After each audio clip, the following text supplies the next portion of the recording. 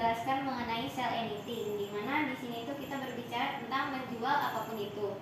Yang pertama yang harus kita perhatikan itu ada manajemen waktu, di mana manajemen waktu ini maksudnya kita memanage waktu yang kita punya dengan pertama itu kita membuat jadwal kegiatan, di mana setelah kita membuat jadwal kegiatan pasti kita akan sukses terkait manajemen waktunya.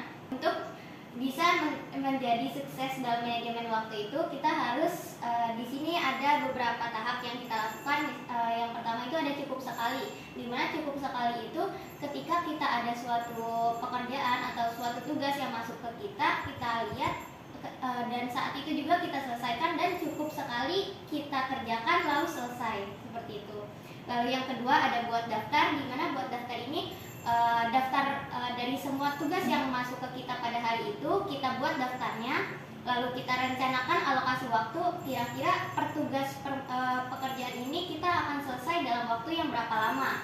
Lalu habis itu kita buat lagi rencana hari, di mana rencana hari ini maksudnya adalah apa yang akan kita lakukan pada hari ini, lalu apakah waktunya cukup untuk menyelesaikan tugas-tugas yang datang ke kita pada saat itu. Lalu setelah itu kita buat prioritas, di mana dari tugas-tugas atau masalah-masalah tersebut kita buat prioritas mana yang akan didahulukan dan akan diselesaikan terlebih dahulu.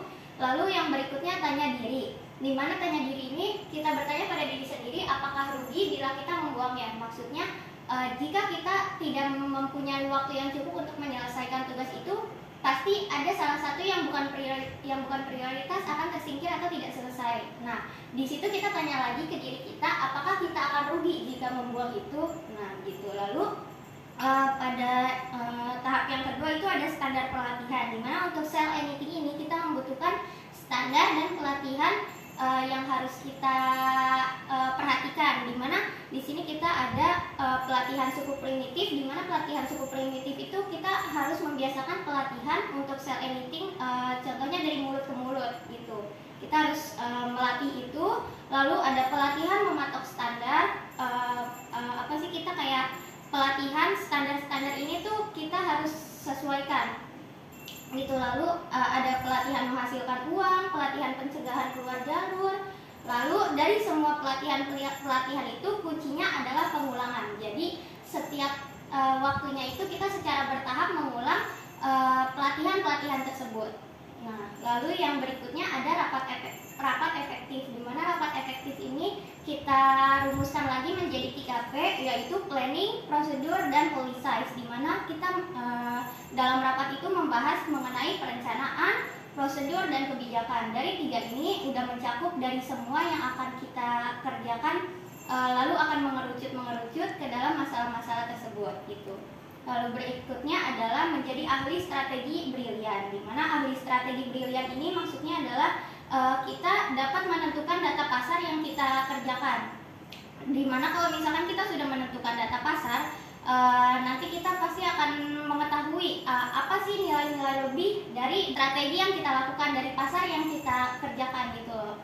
Nah, contoh dari menentukan data pasar ini kita penguasaan panggung. Jadi kita harus mengetahui apa sih yang kita kerjakan gitu loh. Jadi kita tahu lebih kurangnya dan kita bisa memperbaiki dari kurang-kurang tersebut dan mempertahankan dari apa yang lebih-lebih tersebut. Seperti itu. Lalu ada mempekerjakan superstar. Contohnya di sini ketika kita menjadi sebutannya misalkan atasan atau kita mempekerjakan orang-orang, kita pasti memilih dari sumber daya manusianya yang cukup gitu. Lalu ada mendapat pembeli terbaik. Di sini kita kayak kita upgrade penjualan kita upgrade apa yang kita promosikan, sehingga pembeli-pembeli pun tertarik, dan kalau misalkan produknya tinggi pasti minat-minatnya pun bakal lebih menarik kepada orang-orang yang mungkin pemikirannya tidak beda jauh lagi dengan apa yang kurang kita perbaikin dan apa yang lebih kita pertahankan. Kurang lebih seperti itu. Terima kasih. Nah, itu tadi kan membacanya cuma 30 menit ya.